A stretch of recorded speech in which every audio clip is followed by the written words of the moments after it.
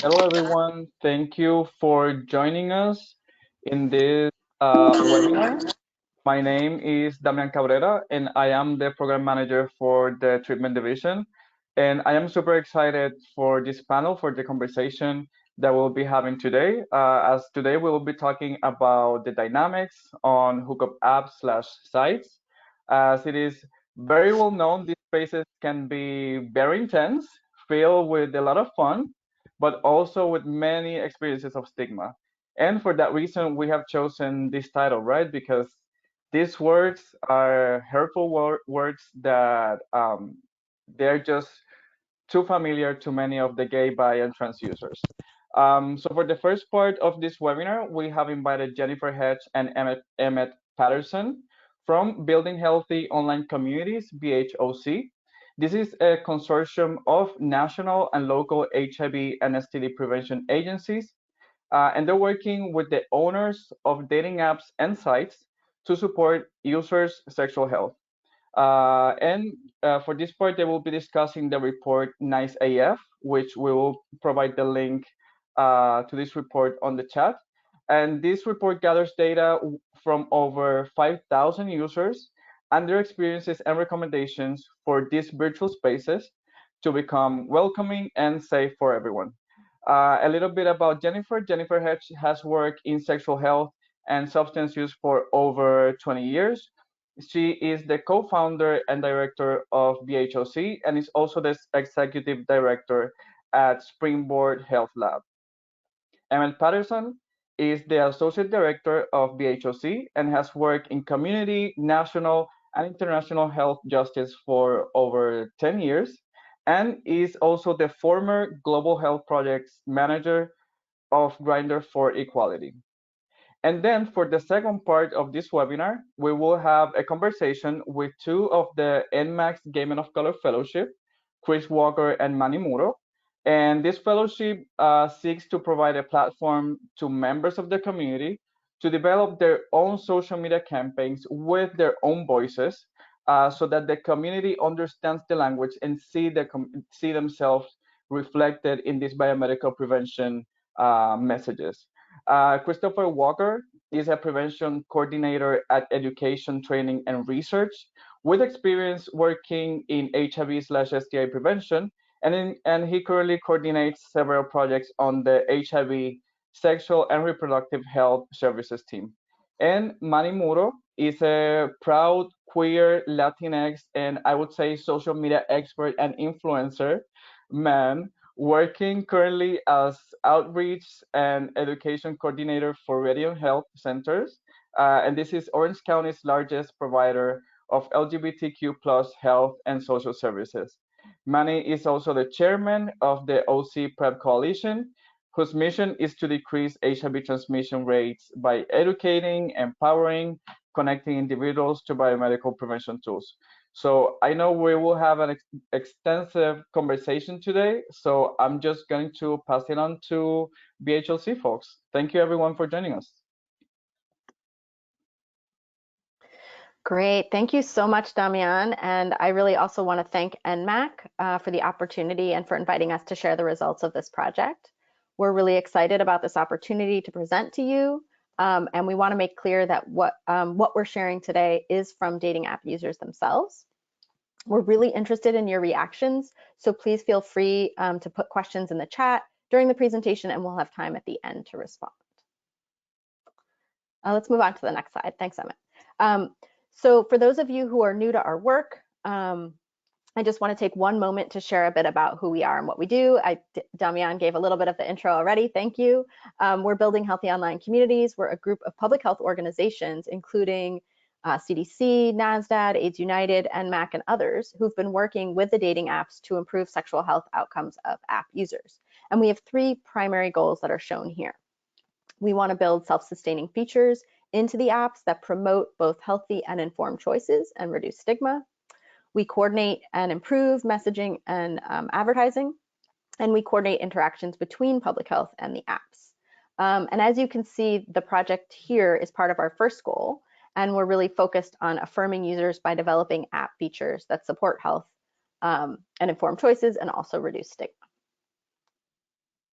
So we started our Nice AF work back in 2018, and our work is built off of research from Yale by a researcher named Dr. John Pachenkis. He studies how gay men's negative treatment of each other impacts their well-being. And what he has found is that while gay men often face discrimination from external sources, when gay men treat each other poorly, this actually can have a greater impact on their well-being than outside discrimination. And I want to say when I'm using the term gay men, that's based on the research that Dr. Pachenkis is doing. So our work was really a bit more expansive, but I want to be clear when I'm using those terms. So we invited our app partners to join us for this campaign, and we had 9 apps that chose to participate. We're proud to be leading the first ever cross-industry effort to address stigma and other negative experiences on the apps. So this campaign asked the question, how do we treat each other better? We know that the internet can often bring out the worst in all of us, and we're interested in collaborating with apps to improve the experience of app use with really a focus on solutions that are structural or environmental, not individual. So Nice AF is really focused on which features the dating apps could put in place that reduce stigma and create a more affirming environment for users. And I think one important point to note here is that really no platform is neutral. However it's set up is going to default to certain situations, and that's where I think there's a lot of opportunity here. So I'm going to pass it over to you, Emmett. Thanks, Jen. So just to set the scene a little bit of what we're specifically going to be talking about and not talking about kind of today. For folks who have been dating app users, are dating app users, I want you to think about a time that you experienced stigma on the apps.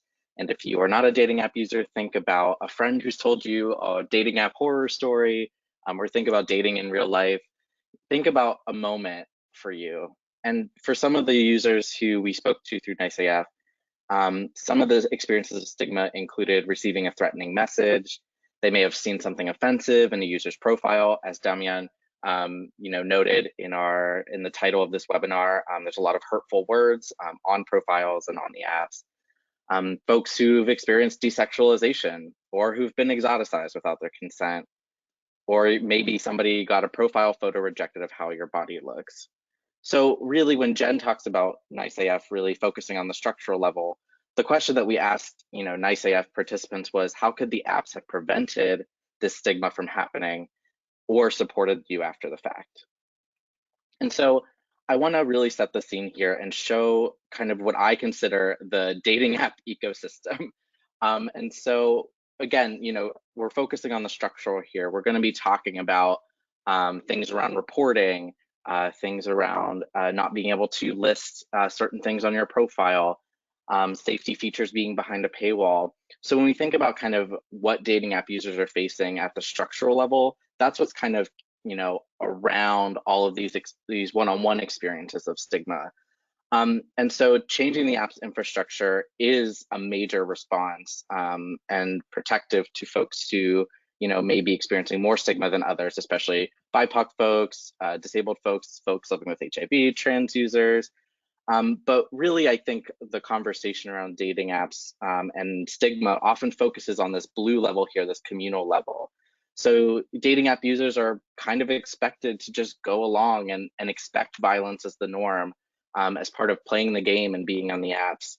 And this culture of mistreatment we found through this research and through our own experiences has just been normalized and expected.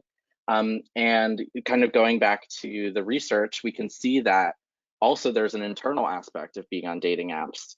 Jen mentioned, Dr. Pachenkis' research about how stigma can become internalized and negatively impact gay, bi, and trans users' mental health.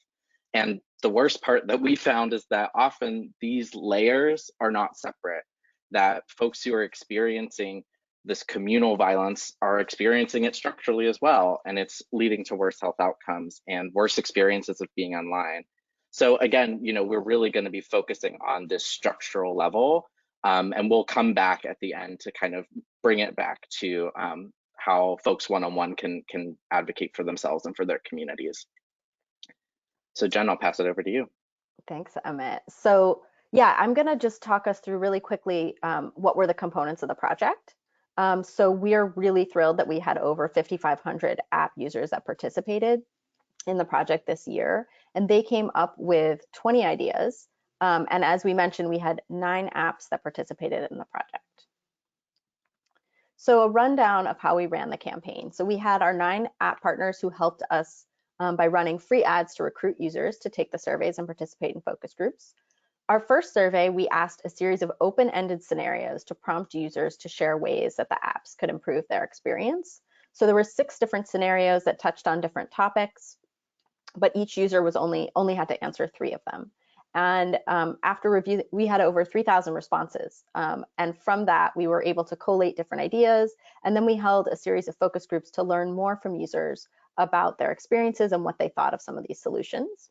And then finally, we narrowed to 20 different ideas and then asked another set of users. And again, there was about 2,500 users who participated in that survey to then rate those different ideas. So here you can see the demographics from our focus group. We really wanted to make sure we heard POC and trans voices. So that's who we recruited. We had majority BIPOC participants and about 25% of participants who had self-identified as either non-binary or trans. And for the survey itself, these are the demographics. A lot of this is made up by kind of who clicks on the ads that are run by the apps. And here you can see about 60% identified as white and 40% as BIPOC. Mostly there were cis men, but we did see close to 20% who identified as trans or non-binary. Participants could select multiple gender identities, so the categories are not mutually exclusive. In our analysis, we broke down these responses by gender identity and race ethnicity, and we saw some really important trends. We're going to get into that in a little bit, but I want to say most striking is that overall users who were non-white and non-cis supported most of the ideas at a higher rate compared to white users and cis users. And this data, along with our focus group data, does suggest that people who identify as BIPOC or trans or non-binary may be more likely to have negative experiences on the apps and can therefore be more supported by any of the app features that are built to address these negative experiences. And so moving on to some results, we really found 4 major themes when we reviewed the overall findings. And again, kind of like what Jen was just saying, this orange bar at the top, we recognize that BIPOC and trans and non-binary users are, really advocating for certain features more than users who don't experience either racism or transphobia on the apps. So really the first theme that we're going to talk about is users want more customization. And so they repeatedly shared ways in which they wanted to be able to expand the tools and functionality of the apps to just make their experience more enjoyable and safer, and also to be able to get what they want out of their experience. And the second piece here is facilitating clear communication between users. As I noted in the beginning, this idea that users often have to deal with violence or discrimination on their own. They wanted to have a way that they could just more clearly communicate to respond to stigma when it happens and also to avoid it in the first place. The third thing that we found was users wanted features that supported their emotional and their physical safety. And the majority of ideas actually fell into this theme. But the main topics were about how to deal with abusive users, how the apps could make that process, easier, and then what kind of reporting options they had when experiences went awry. And then the final theme that we saw was expanding filtering functionality, which I know is a very complex, multi-layered issue, and folks, as you'll see, had a lot of thoughts about how this could be done. But specifically, users wanted to be able to control who could see them and who they could see. And so this, of course, sets up a situation where users may have to or have a preference to, potentially avoid discrimination or avoid a negative experience from others. And that idea of filtering is definitely going to be something that we get into. And also these themes, like everything, are not mutually exclusive. Often these ideas actually crossed over. So I'll go into a little bit about ideas in these first few themes here. So these are actually some features that users wanted to see. So the first theme that you can see here is about customization. And the first feature that they had was unlocking private profile fields for specific users. So some apps, if you're familiar, have ways to unlock a private photo album or private videos. You can also hide your age or location. This specifically was an ask from users who were living with HIV and trans users, and some users who were concerned about having their weight as a public option. But they wanted a way to only show certain parts of their profile to trusted people. So that was the highest rated customization feature that we found. But also, I think these other two are, as you can see, equally important by their average rating on the right here. Profile icons, people wanted to be able to show on their profile visually things that were important to them, like being sober or living with HIV or using PrEP. And then folks also wanted to be able to prioritize profile options by putting what was most important to them at the top. And so this idea, it can, help with understanding what someone is looking for quickly, and also understand what's important to users. And I think that this idea of prioritization is really important because it came up in the focus groups time and time again. But one of our focus group users said, I always look at position first. And if we aren't even compatible there, I won't attempt to chat. And so generally in customization, what we heard was that folks wanted more tailoring over their experience. They wanted to have more control over their profiles to find what they were looking for quickly. If they were finding somebody based on their position, or finding only other trans people, or finding folks not in relationships, they wanted to be able to see it very quickly. And then some users also endorse an exchange approach. And I'll show you mine if you show me yours, in profile fields and features, especially ones around gender identity, HIV status, and sometimes weight. So the second thing that I mentioned before is users wanted to be able to have clearer communication with folks on the platforms. And so these were some of the feature ideas that they had, but mostly they wanted to be able to respond or avoid negative confrontations with abusive users. Some users that came through the project, said they already had ways that they dealt with this. They had, created something like a saved phrase for when they weren't interested, or a saved phrase to, describe their gender identity and how to appropriately ask about their body. That they already had done this. It just wasn't built into the app itself. They were basically copying and pasting from a note. And so they wanted to be able to have these as core features of the app. So the first one here is a completed profile perk. This is actually one that exists on Jacked, as far as I know, where the more you fill out your profile, the more people in your area you can see. And this idea of profile completion is actually a really big part of communication. This allows people to really see detailed listings of what people want, what they're into, who they're looking for, and potentially it's a way to screen people and to say, okay, this person might not be a good fit for me, and vice versa.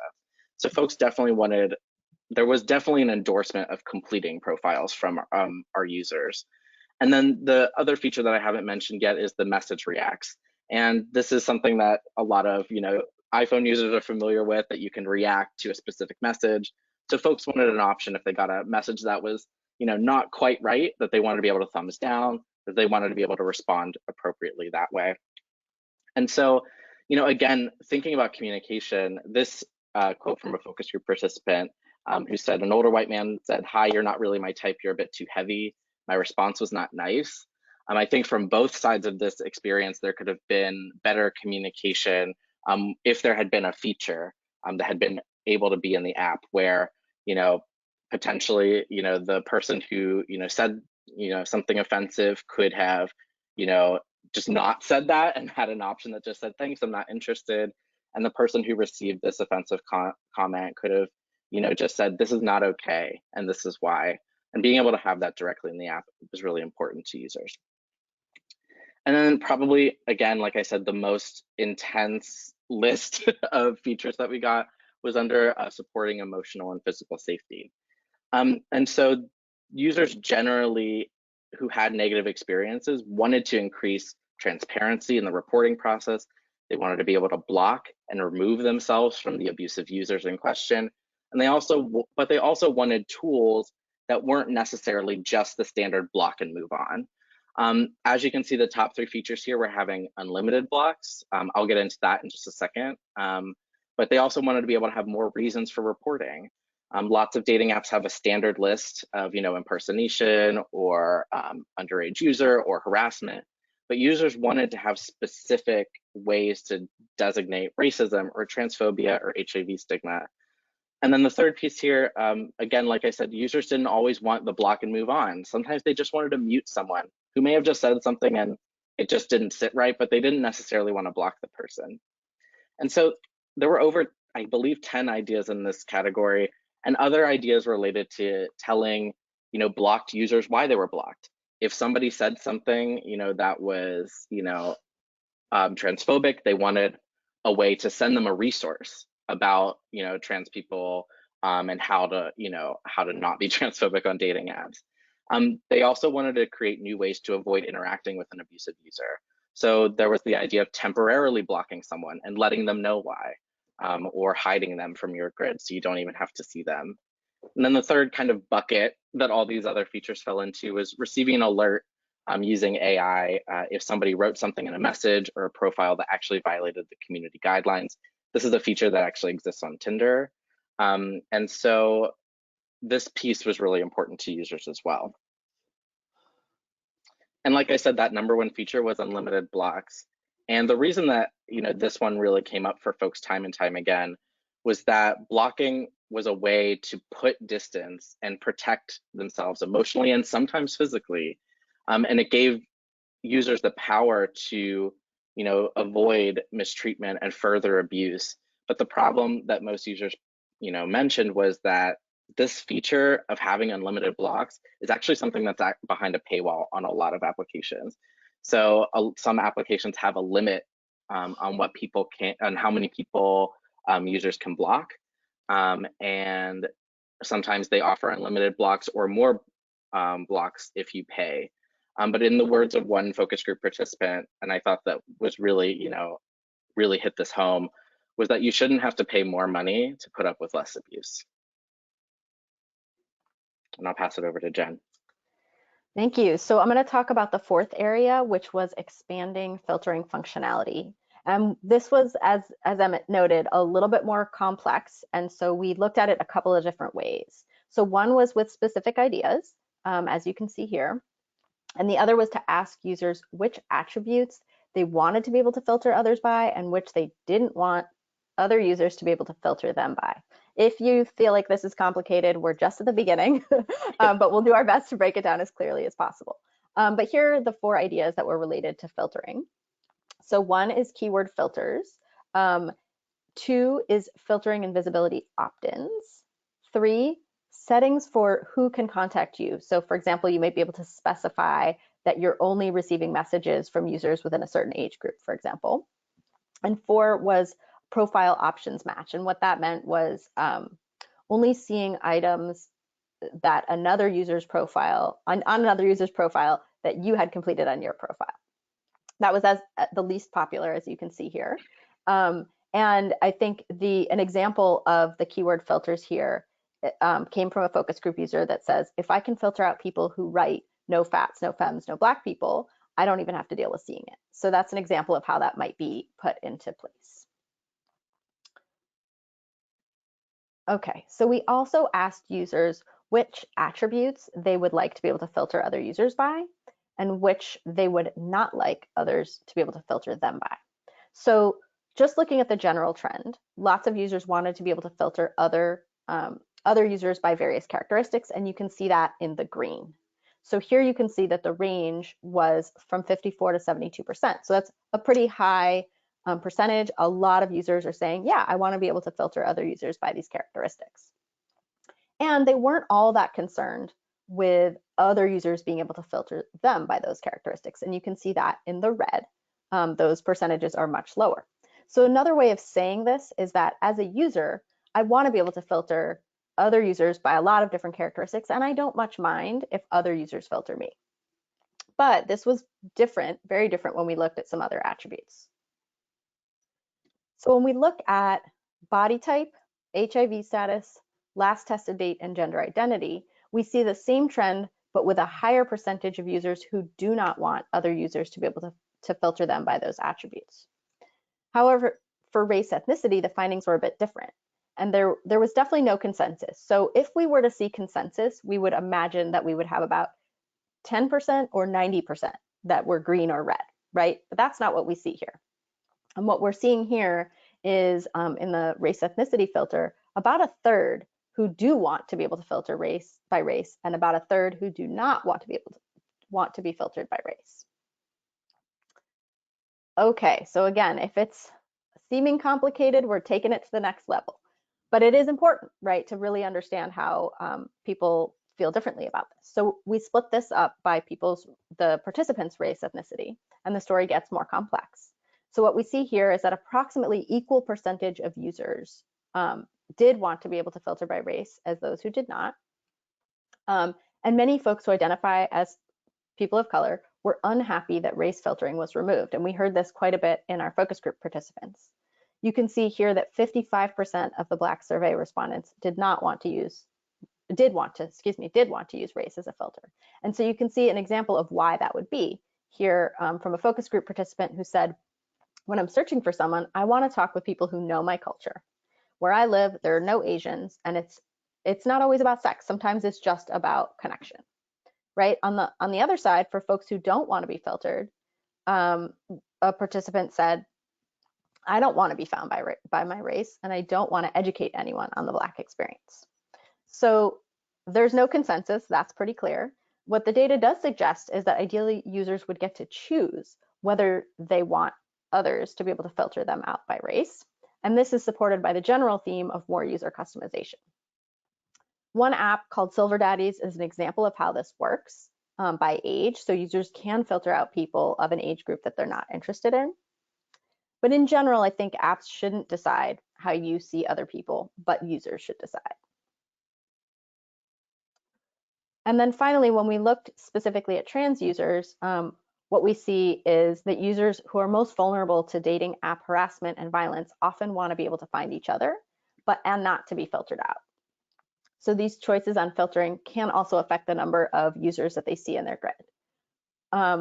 For wanting to filter others, people who didn't identify as cis men were 50% more likely to want to filter others by gender identity. And for not wanting to be filtered, trans men were almost twice as likely as cis men to not want to be filtered. So again, you can see here from our focus group participants, a trans user who said, I want to filter in for more trans people, for more people with different bodies, and I like filtering in for whoever I'm interested in. On the flip side, we heard a user who said, many of us who are trans see slurs in people's profiles, and many of us are in vulnerable positions. People will attack you, we should have protection. So you can see on both sides, these are very real and very strong opinions and perspectives, and I think it's really important to make sure all of these voices get heard. And that really leads us into that we should be paying more attention to BIPOC and trans users when we're thinking about features. That's why we did break it down by race and ethnicity, because we wanted to be able to see what were those differences. And so what we found is that people of color wanted 15 of 20 features more than white respondents, and that Black respondents wanted anti-stigma features more overall. And for trans users, trans women and trans men specifically were more likely to want features than respondents of any other gender, and many of those included safety and communication features. And so overall, for all users combined, this is really the top 5 here. We've got unlimited blocks there at the top, reason for reporting, muting a conversation, hiding a user, all safety features that were prioritized, as well as keyword filters. Folks like Jen was talking about want to be able to filter people out who might have abusive or harmful language in their profiles. And so what this really shows is that safety is a huge aspect. And specifically for this group of folks, since we're going to be talking with NMAC's Gay Men of Color Fellows, we wanted to see specifically what did POC users want. And we saw kind of in the top 5, there's not much of a difference. The difference definitely does come down in the data. The biggest difference between POC users and white users really came in the profile options match feature, as well as the educational resources for blocked users. And so that's something that I think is really important to note here. And bringing us back to the beginning, we gave you a very quick overview of some of the structural issues that folks told us about and some of their solutions. And one way that they talked about it was that the sites of harm can become sites of healing. So if we start thinking about what a new ecosystem on dating apps could look like if we're leading with anti-stigma, we're thinking about making some of the feature implementations that we've talked about by expanding our profile options, having free safety features or features that people use for safety, not be behind a paywall, having things like pre-written messages for when you're not interested. And slowly over time, we hope that those structural issues can also address some of these communal issues where we can change norms, have people speak their truth and set their boundaries, negotiate their safety, use profile fields, and also report abusive users. And hopefully at the end of the day, it can lead to overall self-worth and belonging, and being on the apps, having sexual liberation, and being able to ask for what we want and get what we want. And so while we do focus on the structural aspect, we do recognize that the communal and the internal aspects are connected and just as important, and that users are up against lots of forms of stigma that can make their app experiences worse than they can be. But we've also seen that users in NICEAF have developed strategies to take care of themselves and our communities while we make the app safe as possible. And so that's what we hope fuels our conversation with NMAC's Gay Men of Color Fellows today. So with that, I will pass it back to NMAC.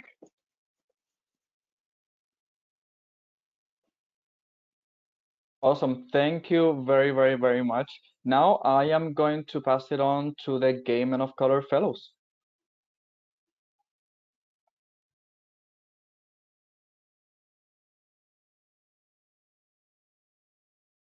Manny, you're muted. Okay, got it. Can you all hear me? Yes, Yep. now we can hear. Okay, Thank you. perfect, awesome. Well, that was very interesting actually, like seeing all that data compiled, because I know like the users are feeling these things, but it was interesting to see like how many users kind of had the same sentiments that the data presented. So thank you so much for presenting that. I know I have a few questions, and I know Chris has a few questions and comments as well. I know this was so interesting to actually see all the data presented. One thing that I didn't see mentioned was kind of like the user's responsibility. I know like all these things are features about the apps, but what are some ways that users that are engaging and using these apps can do to kind of facilitate a safer environment as well? Yeah, I'm happy to take that. This is something that did come up in the findings, and because we were focusing so much on the structural, actually the first round of NICEAF was really focused on ways that users could tell folks it's not a match or be able to respond to stigma when it came up. But I think particularly if we're thinking about, okay, like the reality is like these are our structures, right? The dating apps are where we're at, and right now they're not changing in the way that maybe best supports us and supports what we want. So some things that for me personally as a trans man who has been throughout the US, I've taken some things out of my profile sometimes, things that made me more vulnerable to violence or harassment, like my gender identity. So that's one thing that we shouldn't have to remove parts of ourselves for safety, but for me it definitely has been a thing. I think users can also choose to engage and how they might engage with someone who is abusive. I don't think that has to be 100% standard. I don't think you have to always like burn it down, but I think that you should really have the conversation with yourself and maybe folks in your life who are on dating apps to just say like, what's your boundary there? What do you want out of that interaction? And do you have the capacity to take that on yourself today? And I think, folks who have experienced stigma, like we saw throughout NICEAF, are already doing that. They have somebody pulled up a note app on their phone and it was just full of like scripts to respond to anti-Blackness, to respond to HIV stigma. And it was just like, we're already doing it. We've been doing it. And so I think there's definitely some ways that users can, band together and figure out and change norms for themselves. But also at the end of the day, you do have to take care of yourself. And that's where we think that the apps can definitely step up and create some features that allow users to do that more effectively. Yeah, I know I've experienced a lot of, certain things on the apps as well, but you know, sometimes it's frustrating because, you know, sometimes you just want to, you know, have a good time, you know, you're just, but at the same time you're like trying to educate people. So there's a fine balance of, you know, educating people, but like it kind of takes like the fun out of the element if you're constantly in that work mode where you're constantly trying to educate people, where you just want to just kind of make a connection with someone. So I know I find myself, you know, always trying to educate people, but it gets tiring, and I'm just sometimes don't even respond, and then I feel bad. I'm like, oh, am I ghosting this person? You know, how's that going to affect their mental health? You know, like, you know, not responding after like so many different responses. So it's like, it's kind of hard to balance. Chris, what about you? Like, what do you think about like your experiences using the apps? I think to that point is to what you said is that like if I feel like a message is gonna create a space to where I feel unsafe or is going to create some type of mental stress to me, I just simply won't reply, right? But I never thought about how the action of not replying to someone's messages makes that other person feel, especially when people have the capability to know that you read their message and did not reply. Because I going into account of the times that I message people or sent them things, I have been expecting for them to reply, and knowing how that felt to see that my message was read and not returned, you know, and like understanding like the role that played in like my own mental health, my own perceptions about my own sexuality and how I view myself. Um, so it's very it's like a catch-22, right? It's a duality to things. Because on one end you have the perceptions of other people and how you feel and how you want people to engage with you, but also in the reverse is how you would like to be engaged if you were the person reaching out to other people. And I was going to tell you all, thank you. Thank you for the work that you're doing, because I often talk about a lot of times within HIV prevention and sexual reproductive health, I talk about ideas of innovation. And this is what innovation is, right? Figuring out ways to address those external issues that directly impact HIV transmission. So you're attacking perceived social health, you're attacking mental health, you're attacking safety, sex, and pleasure, right? In the virtual space, and methods in which that we all use to communicate and find our sexual partners. So thank you for continuing to do the work and being a champion of this work. My question to you all is that how did you decide to use the apps that you selected as a part of your research? Yeah, thank you for that question. So really, we have partners relationships with many apps, and we invited all the apps to participate. Most of the apps that we invited did choose to participate, which was really great and exciting. There were a couple that did not, but really were still interested. So as an example, Tinder is a bit of a different app, and really some of these features are not relevant in quite the same way. Their profiles are set up very differently. They did not choose to participate in the project, but they were really interested. They still wanted to know what we found. We did have a meeting with them afterwards. One of the things I don't think we mentioned in this presentation was that at the close of all of this, we met individually one by one with each and every app and kind of gave them a very similar presentation and said, here's what we found, here's what we're encouraging you to do, here's what your users are telling you, and you know, encourage them to really take some steps, and we will be continuing to follow up with them on that. So Tinder is an example of an app that did not participate, but was still interested, and we did meet with them. They were very interested and excited by the findings. And then Sniffies is an app that kind of we developed our relationship with kind of just as we were wrapping this project. So we started working with them. As soon as they heard about it, they were like, this is so interesting. And so we met with them and shared the results, but they didn't participate. And again, that was just because we hadn't yet connected with them. One of the things that's been incredibly interesting doing this work now for about 10 or so years is how hard it can be to make those initial connections with the apps and then to build the relationships. So we're really thrilled that we've now built relationships with many of these apps, but it has taken time. And there are definitely still some apps out there that we're still one by one trying to say, okay, how do we connect with you? So that's the answer. In response to that your response to that comment. What were some of the reactions that the apps had? Were they surprised about the findings? And what kind of steps did they say that they were going to take to address some of the issues that you presented to them? Yeah, well, what I was really thrilled about was I think that apps were really engaged. They were like, this is so interesting, this is so helpful. Um, I wouldn't say there were a lot of things that they were hugely surprised at, which to me, again, is a good sign because I think they really are talking to their users, they are paying attention. And I think in their mind, you know, especially the bigger apps, they do a lot of user research. They are asking questions, they're really exploring this. So I would say there was not a huge amount of like, whoa, we've never heard any of this before.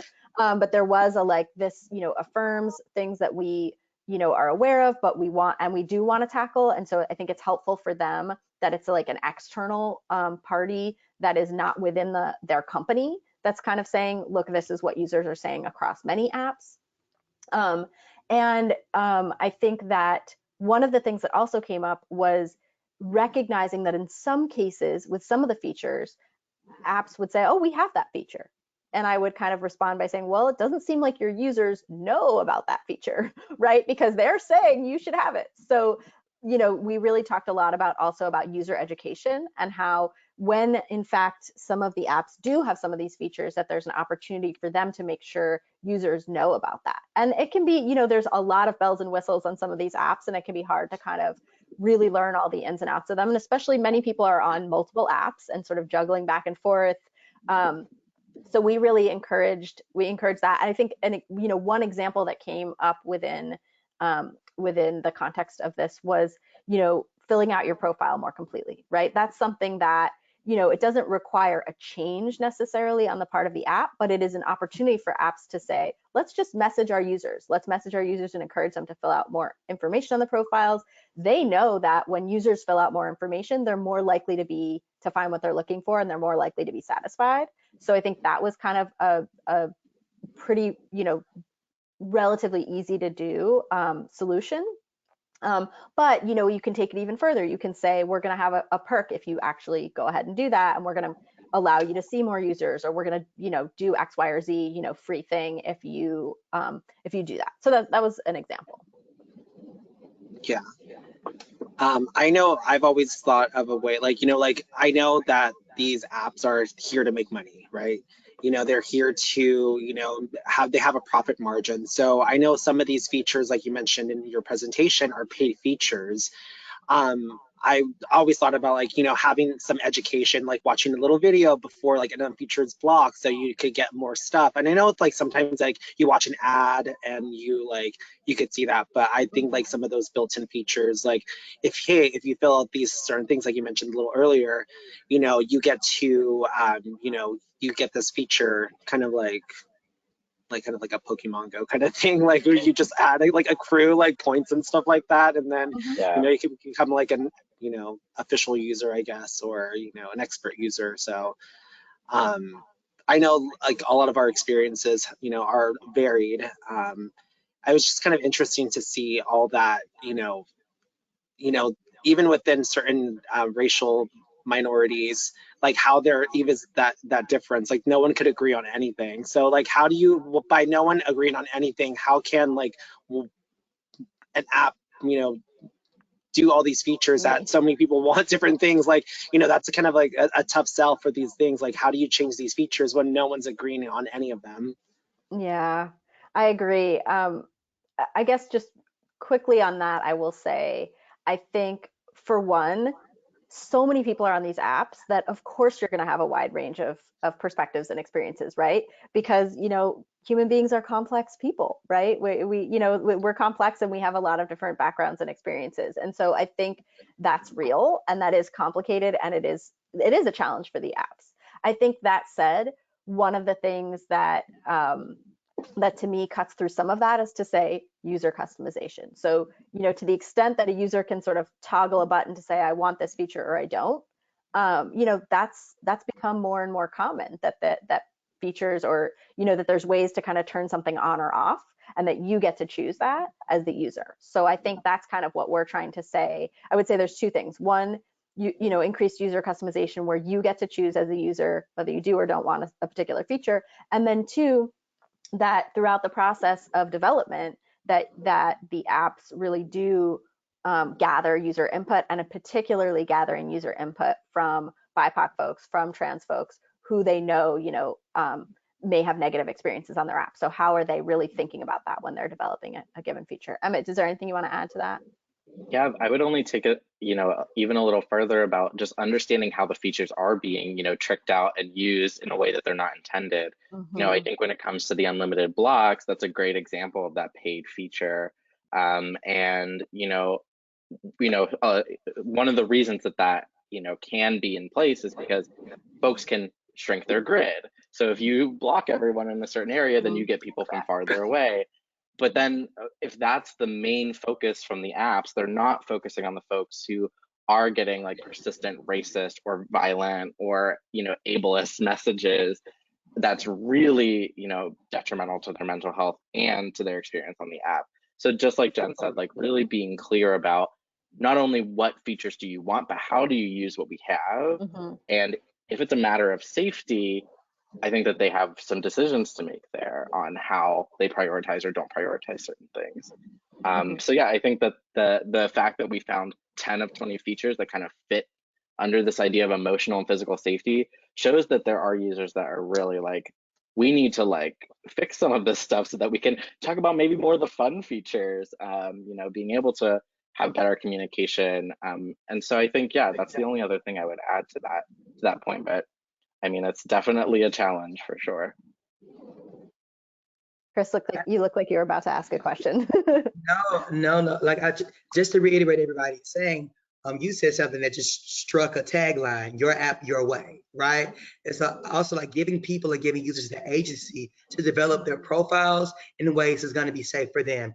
And then when we talked about making those app profile modifications accessible, also have that information on what capabilities you have within your profile, have that information is disseminated, right? So when you sign up for an app, you see those long paragraphs in those tiny little words in white that most people are not going to read, right? So how would that information be catered different if it was presented maybe through a series of videos that you have to watch about capability before you even had access to the app, right? So how would the interactions that people use on the apps change?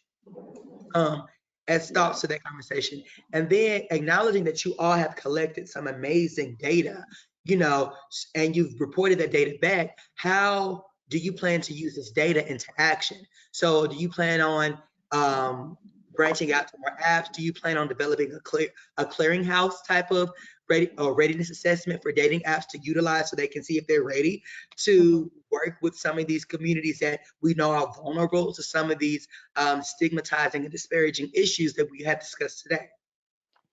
Yeah, that's a great question. I would say there's a few different answers, right? So one is definitely we continue to reach out to new apps to expand our relationships, and every time we do, of course, we tell them about the Nice AF project, and I think we have a new one coming up maybe next week that we're meeting with, where we're going to let them know kind of this is a project that we do, but also these are some of the findings.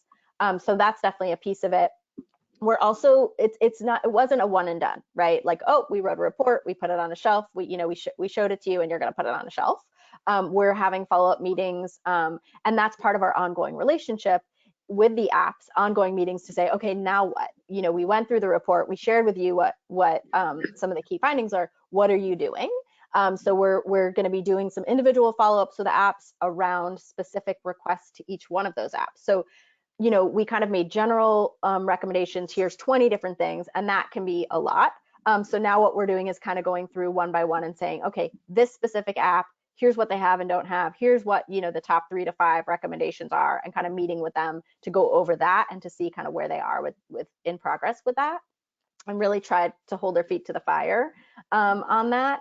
The other thing I do want to say is I think that there are some ways in which users can play a role. So I just want to touch on that briefly. And I think that there's certain features, for example, that do exist in the apps that we could just use more. So like the reporting features are on essentially every app. So if there are issues that you're having, use those reporting features. Make sure that the app the apps really hear what's going on. I think, you know, sometimes you got to just take it in your own hand and maybe tweet at the apps and say like, this happened, that is not cool, you know, and say like, what are you doing about this, right? I'm not much of a tweeter myself, but I will say sometimes you just got to do it. and sometimes that can be an effective way. And then I also think there may be opportunities to think about a coordinated response. Like, what would that look like if a lot of users came together? Maybe there's like a campaign that's kind of pushing the apps to take on one of these in particular. I think there's lots of opportunities there. So we have a few questions from the Q&A that we wanted to get to before we wrapped up. So I'm going to have Damian come in and kind of ask some of those questions. Yes, I'm actually going to have Jonathan Ayala. Jonathan Ayala is the program coordinator of the treatment division, and he's behind all of this magic that's happening here. So, Jonathan, are there any questions? For sure. Yeah, great job, y'all, so far. So lots of great questions. But one that's come up is, did you find any like consistencies or patterns for folks who were perhaps older and weigh ideas that they had against pushing back against ageism, age bias, that kind of stuff? Yeah, that's a great question. I can start, and Emmett, if you want to add anything to that. I mean, what I will say is that we, when we were doing the survey, in order to keep it short and sweet and really get a lot of responses, we asked some demographic information, but we definitely didn't ask everything. So we didn't ask the age of the survey participants. So we weren't able to split out data by age, but we definitely did hear older folks who certainly raised concerns around that, around ageism, absolutely. As I mentioned, there's this app called Silver Daddies. There's an app called Daddy Hunt. So there are some apps that kind of like already are in these like special niches. And so some folks, I think, have resolved this by just saying, well, I'm going to use an app that is really designed for this purpose. And that way I won't have to deal with it on maybe a like larger app where some of this, you know, negative experiences or discrimination happens. So that's one example of kind of how folks deal with it. Emmett, is there anything you want to add to that? I do remember distinctly one focus group participant saying that if anyone tried to type daddy at them, that it could just stop them if they couldn't send the message. So I think there definitely were some like very clear, you know, boundaries around, you know, how folks, I think I said it in the beginning, did folks want to be, you know, hypersexualized or exoticized because of a certain feature? And again, that comes back to customization. It comes back to this almost like a consent framework of like, these are cool words with me, not so cool. So I think there still is like that customization that not everything for like older folks on the apps is going to be standard, just like we saw. Not everything is standard for folks of color or trans and non-binary folks. So, but I do remember that was a very distinct. I think that was one of the examples of the AI like being used that came up for some folks. Thanks for that. And then do you all have any insight as to perhaps why or kind of the thinking, the app's thinking about why they are still requiring, or at least some of them, users to disclose HIV status or encouraging that? I know you talked a little bit about perhaps like being able to show that on your profile as you like, but especially for folks, I think if we're thinking about it in the framework of you equals you, or folks around detectable, why that's still kind of pushed in a lot of these apps? Yeah, I can tackle that. I mean, I think, you know, this comes from a long history of app users who are positive saying we want to be able to find other positive users. So that's one piece, one part of where that comes from. And I think a second part is, again, about the destigmatization of HIV. So making it normal to be able to put your HIV status, I think really does destigmatize and encourage people to have these conversations or gather this information before connecting. I can't tell you how many times I have heard over a very long period of time, people say, well, we were having a great conversation, you know, through the app, and then I said I was HIV positive and they ghosted me, right? And so that experience has, I think, fostered a lot of this. So I think the ability to be able to say, if I want to put this out there, I should be able to put it out there so that I don't have that experience, right? Now, other folks may not want to, it's optional, right?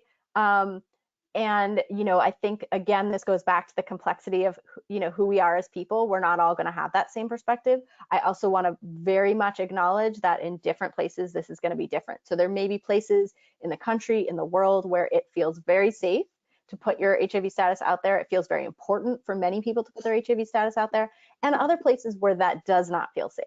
And, you know, that's very important for, you know, users to be able to make that decision for themselves.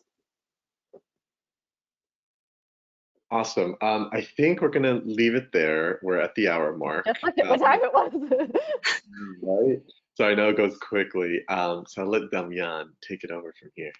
Yes, before we close, I really like the way that you have framed this issue, right? Because from one side is the user aspect, but on the other side is the apps, right? Because and I really enjoyed the ecological model that you brought, because I feel that we in the outside world, we are stigmatized constantly. We have many experiences of stigma for who we are, and then we go to these apps and then have similar experiences, right? And I think the internalized experiences of stigma can translate into trauma that then translate into how we treat others. So from that side, I would like to say that it's important for the users to also you know, seek for different ways on how to deal with those experiences. And also for me, I'm happy to hear that the apps have willingness to apply these changes, because these apps are not trivial, right? As right now they were as the bars were before, right? The only places that many people have to meet up, to meet other people with the similar experiences, to look for sex. And so I'm really happy to hear that. And to close, I would like to briefly ask Chris and Manny, now that the community has this information at hand, what can our organization, what can us as members of the community do to make sure first they are implemented, and also to make sure that people take care of themselves and recognize this type of patterns and actions? I think for me, when it comes to, because you talked about several levels, you talked about the going back to socio-ecological model, you talked about like different levels, like because you have the individual, the interpersonal, then you have maybe the community and the organizational. And when it comes to like the individual levels, I think, and I'll probably touch on each level. When it comes to the individual, informing people within communities most at risk of, or people who are frequenters of these apps, that hey, there are opportunities for you to give your opinion on how you engage with folks here. And so when you see these opportunities to be recruited into these different studies, don't pass them by. Because if you're someone like me, I acknowledge I would take this. I'll see an ad, talk about a study, and I would oops, swipe left and keep going about my business. But that data is instrumental in acknowledging and figuring out what the landscape looks like for users within that certain areas. And so I think it starts with with people and telling them, hey, this is what's going on. And when you see it, don't just swipe by it, click on it to learn more information. And then from there, informing people to inform their networks to do the same. And then when it comes to working with organizations, telling organizations to be mindful of accessing and using apps, and informing them that the apps can be a tool to use within their program. So I love, and earlier when I talked about HIV prevention in the past has been traditional. And when you look at HIV prevention and programs aimed at ending related disparity for people at risk for HIV, we think about HIV and STI testing, we think about focus groups and things of this sort. But culture and society is moving, we are innovating to change. So organizations need to be innovative in the strategies that they're using to reach out to people, right? And so like if you can collect data and research through the usability of apps, what would it look like to have a program aimed at educating people about what your program has to offer, educating people about the nuances within HIV, increasing people's self-efficacy to engage in less behavior risk through the same format and formality. It can be done. So things like this bring light to me, because I know that we are effectively moving forward in really ending the HIV epidemic in America through more innovative approaches. And it's about making the information accessible to all the players, to all the stakeholders within the discussion. I know for me, I always, I do engage with the apps, but a lot of the information that I find out about the apps are off the apps, like on Instagram, on social media. And so I always engage with their videos there. And I think like the use of like influencer marketing, like a real person that someone relates to, can definitely, inform other people, because I'm like Chris said, like I swipe up on those ads. I never look at any of those. Like those survey ads, I was probably like asked to do those surveys many times. I'm like, no, thank you, gotta go. But, on Instagram and off those platforms, I'm a little bit more engaged, because I think when you're on those apps, you're not really thinking about doing a survey, getting that $25 to, get, fill out a survey, whatever it may be. But, the use of influencer marketing and really engaging people off the apps is, I think, one way that the apps can educate a lot of people about their profile features, because I know I, learn a lot off the apps. Awesome. Thank you, folks, so much. We are just 5 minutes over, so we're gonna stop the conversation here. Thank you, Manny, Chris, Emma, Jen, for this amazing conversation. I'm so happy. This was a long overdue data that the community needed, so I'm happy that you folks made it available for us. And for everyone that has been joining us, thank you for joining us, and make sure you complete the evaluation that you will see once this call ends. So thank you, everyone. Thank you. Thanks, everyone. You know.